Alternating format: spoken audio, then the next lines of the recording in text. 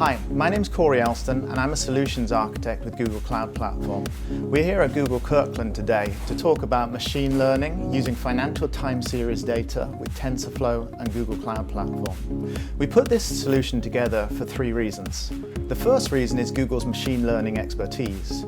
Google's a leader in this area and puts machine learning at the center of many of its services. The second reason is Google Cloud Platform. Google Cloud Platform is high performance, cost-effective compute, storage, and services on demand. Machine learning, especially training sophisticated deep learning models, can take a significant amount of compute and storage. The third reason, or set of reasons, are the use cases that we're seeing in financial services. Financial services has a focus on analysis and has time series data at the core of what it does. Volumes of data are rising rapidly, and client expectations in terms of having intuitive, always available answers to questions have never been higher. So financial services has a need that is really well catered to by TensorFlow running on top of Google Cloud Platform. This combination can be a real force multiplier for your business. Now let's walk through the solution itself. We'll include a link with the video to allow you to download the notebook and get things set up. At a high level, we're going to see if by following the sun we can predict the performance of stock markets that close later in the day based on what happened in markets that closed earlier in the day. Let's take an example to make that clear. Markets in London close 4.5 hours before markets in North America. So the question is, if we know that the FTSE 100 closed up or down, how accurately does that allow us to predict the close of the S&P 500? It's a simple idea, but it's interesting and it's non-trivial, and it'll let us start exploring Google Cloud Platform and TensorFlow with some proper financial analysis. So we have our hypothesis. Now let's look at how we dive into a little more detail and test it out. We're going to follow a cycle of activity that will be familiar to data scientists. We'll gather our data, we'll explore our data, we'll munge the data into a form we can work with, we'll decide on the appropriate machine learning algorithm, engineer our features, and then train and test our model. So now how do we map that onto Google Cloud Platform services? We're going to rely on two main services for this solution. One of them is BigQuery and one of them is Cloud Data Lab. There's many other services that we could have brought into the recipe, such as Dataflow, Bigtable, and Dataproc, but we decided to keep the scope small for this solution. Once you've finished the solution, you can start to experiment more and you'll see how all of these services fit in. Now, an important point to mention, all of the services that we've mentioned so far are fully managed. There's zero setup, zero support, so we get to focus more of our time on analysis and less on other activities. Now, first of all, let's go ahead and import. And now we're going to source our data. BigQuery is a fast, economical, and fully managed data warehouse for large-scale data analysis. In this case, we've used it to store publicly available financial time series. We're pretty much using it as a repository for our data. But in reality, you'd use the capabilities of Bigtable to analyze your data as well. Cloud Data Lab itself is an easy-to-use interactive tool for large-scale data exploration, analysis, and visualization. It's the familiar Jupyter IPython interface that you're used to, and it's pre-configured with TensorFlow, BigQuery, as well as Pandas, NumPy, scikit-learn, etc.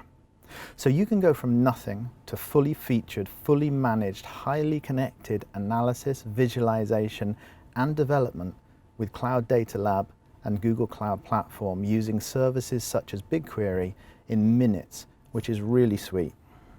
Now, let's go ahead and source our data.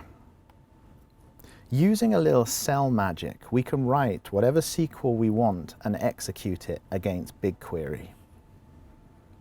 In one line of data, we can source our data, transform it into a Pandas data frame, and set the appropriate index on the data. 8 lines of code, 8 indices, 5 years worth of data for each index, some small number of seconds, and we've got all our data available. Okay, now let's go ahead and perform some exploratory data analysis on our data to really get a feel for how things are looking. Let's simply describe the data.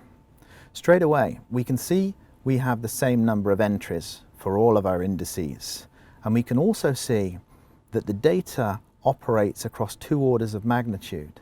That's not great from the point of view of us performing comparisons on the data. However, let's go ahead and plot things out. Take a look at what's going on.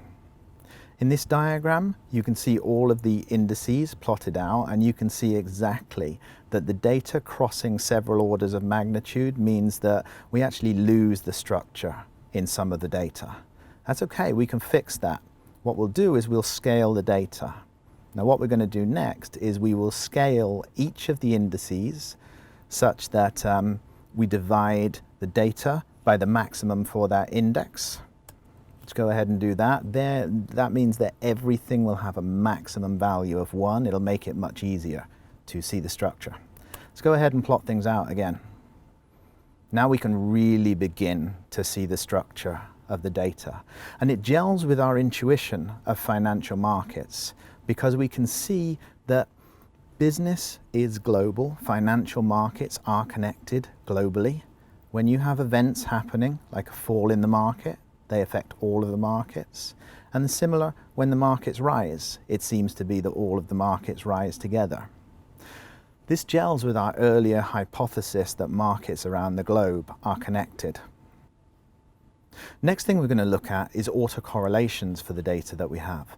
An autocorrelation is just a relationship between the data on day n and days preceding that.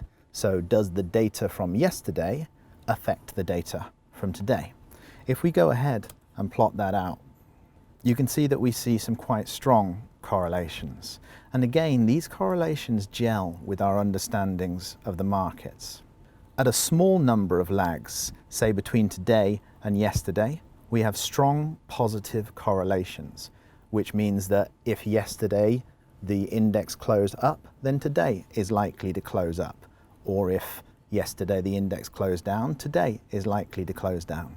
We see those correlations falling to 0 and going negative at around about 500 lags, 500 days previously. A negative autocorrelation means that if the value 1,000 days ago was falling, then the value today rises. This again gels with our understanding of financial markets, because markets are cyclical. So when you have recent history, if the markets are rising, they continue to rise, and then further back in time, markets go up, markets go down, then markets go up again. Here we see the scatter matrix for our data. A scatter matrix plots everything against everything else, and it makes it very easy to see where correlations are between different indexes. Now, if we take a look at this data, we see that for North American markets, there are very strong correlations between indices. We see that for European markets, there are less strong correlations, but still very significant. And then we see for Asian markets, there are some smaller correlations. We also, on the diagonal line, see the distribution of the data, and we'll talk more about that a little bit later. This diagram also gels with our understandings of the markets, in that data within the same continent is very strongly correlated. Data a little bit earlier in the day has a strong influence, and then as time goes past, to say 15 hours in the past, where we have the Australian data, the correlations are a little bit less strong. At this point, we need to dive a little bit deeper and fix 2 issues that we've got with our data. One is the issue of normal distribution of the data. The other is that our data has trend lines in it. We see the data rising, we see the data falling. Most analysis that you do with time series needs the data to be stationary in the mean, so there isn't a trend in there. It also needs the data to be normally distributed. There's many ways of achieving this aim. The one that we're going to use in this solution is that we're going to take logged returns of the data.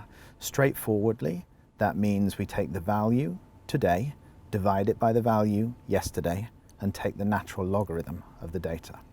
If you don't usually work with log returns, that's fine. The details of them aren't important to this solution. What is important is that they will allow us to plot our data in a different way. Now, immediately after taking the logged returns and looking at the shape of our data, we can see that the means are very similar, the minimums and the maximums are very similar. Now we're looking at some data that we can do some analysis and machine learning on. All of our different indices fit into a very similar range. There's no trend in the data. It moves along with a mean of approximately 0. This data looks good for our analysis. It looks good for us to move forward. Let's look at the autocorrelations for our data. There are none. This is also what we expect. Financial markets are sort of random in the way that they operate.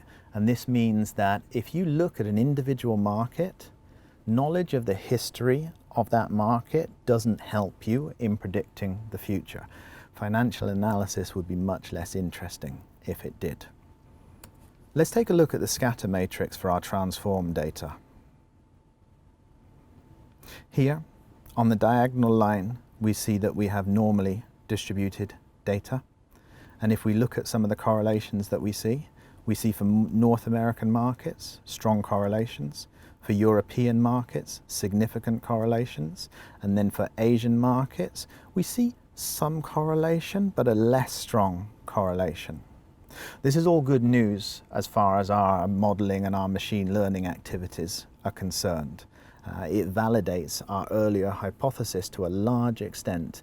It means that looking around the globe, earlier markets are predictors of later markets.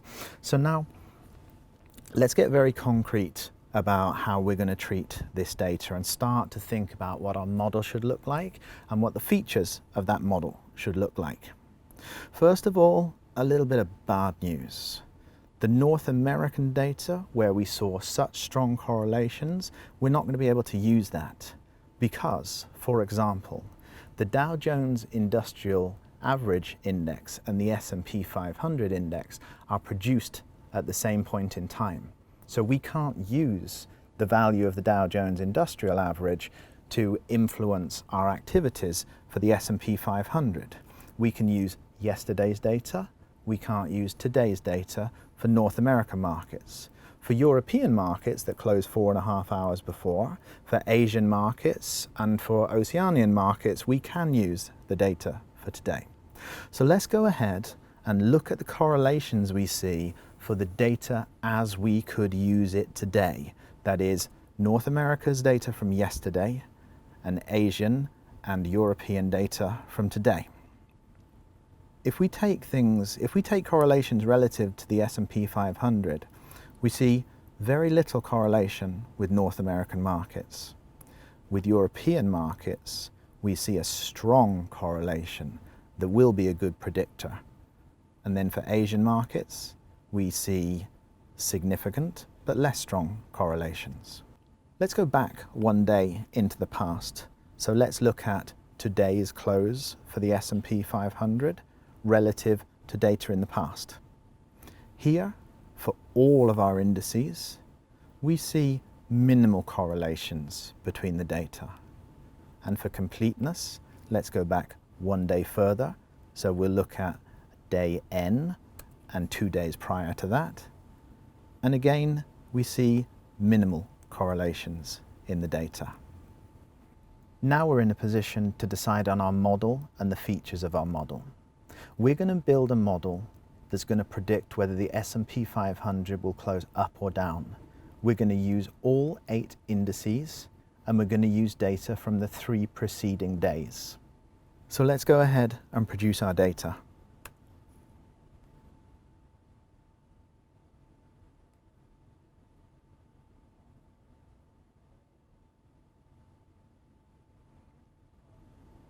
We'll now divide our data into training and test data. We'll do this very simply by taking 80% of the data for training and 20% of the data for testing. At this point, we'll also define some metrics which will allow us to see how well our models are performing. We're going to define 4, and then we're going to concentrate on 2 of them. The 4 are precision, recall, the F1 score, and the accuracy. And the 2 that we are going to particularly focus on are the F1 score, which is an overall measure of how well a model is performing, and the accuracy, which is a measure of how correctly it predicts the test data. We've got our data, we've transformed our data into a form that we can use, we've decided on a model, we've engineered our features, and now let's dive into TensorFlow and do some actual modeling. We're going to build 2 versions of our classifier. One, very, very simple, the simplest one that we could in this case. And the second one, we're going to do something more sophisticated. We'll do a feed-forward neural network with 2 hidden layers. The TensorFlow library is a great achievement in that it covers a lot of different bases required for a truly useful machine learning framework. It allows you to build simple models. It allows you to build models of arbitrary sophistication and complexity. It has a wide area of applicability. It works at scale. It can be used with small data sets, and it can equally well be used with huge data sets, such as the entire corpus of images used by Google Photos. It's been proven in production at high performance, at scale, and lastly, it allows you to introspect a lot of information about the running model. Let's dwell on our model for a little bit and go deeper into what TensorFlow is actually doing. First of all, 2 fundamental concepts in TensorFlow. The first is a graph. TensorFlow lets us define a graph of interacting operations such as addition and matrix multiplication that describe our machine learning algorithm. In this case, we're using the default graph. The second is a session. A session encapsulates the environment which executes our graph and the operations that constitute our graph. In this example, you can see that the first thing we do is to create a session. Now, to define our graph, we need 2 things. We need variables and we need operations on variables. Here, we define our input and output data as placeholders. That is, variables without specific values assigned. We'll assign those later when we go ahead and train and run our models. We also define weights and biases. These we define as variables. Now we're ready to go ahead and define our model. Here's the definition, and it's really straightforward. We take a formula that you may be familiar with. We take the data times weights plus biases as our formula, and then we take a softmax regression. Softmax regressions assign a probability to each of the possible outputs. The output with the greatest probability is the one we choose. So we have our data, we have the variables that support it, we have our model. How do we go ahead and train this model? How do we make it such that our model will improve over time? It's all about cost. Here we define a cost function. The cost function that we're using is called the cross entropy.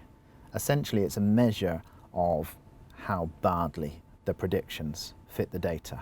And in this case, we take the log of the predicted values, multiply it by the actual values, and then we sum those.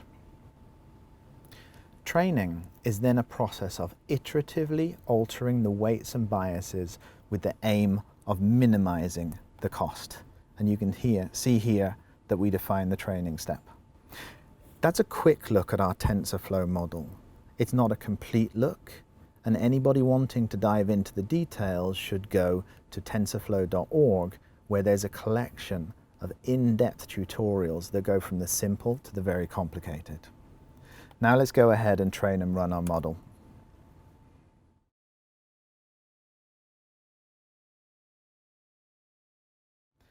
And we see an accuracy of 65% on our training data. That's okay, certainly better than random.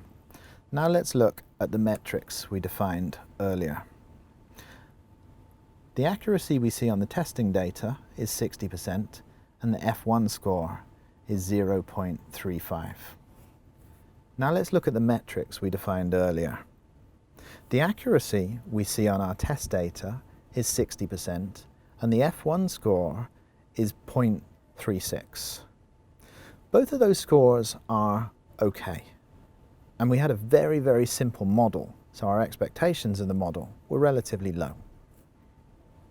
Now let's get a little more sophisticated, and let's define a feed-forward neural net with 2 hidden layers in TensorFlow.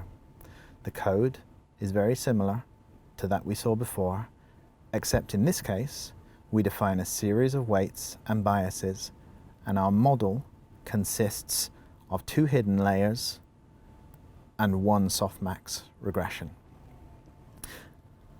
Again, it should be noted here that in a relatively small number of lines of code, we've produced a sophisticated machine learning model.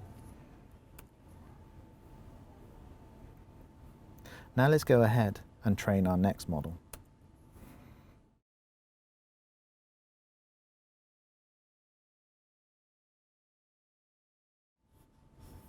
So summing up, we came a long way in a relatively short amount of time. We obtained our data, we transformed our data into something we were happy with, we decided on our models, we built 2 variations of our model, and then we trained and tested our variations. We got a relatively good score with our simple model, and we got a very good score with our more sophisticated model. But as importantly, and maybe even more importantly than that, we did it quickly. We used TensorFlow and Google Cloud Platform together. 0 setup, and all of our efforts went into the analysis that we needed to do. So go ahead and give it a go. Run through the solution at your leisure and then tweak the solution. It's all in the notebook. Thank you very much for watching. You can find out more at cloud.google.com.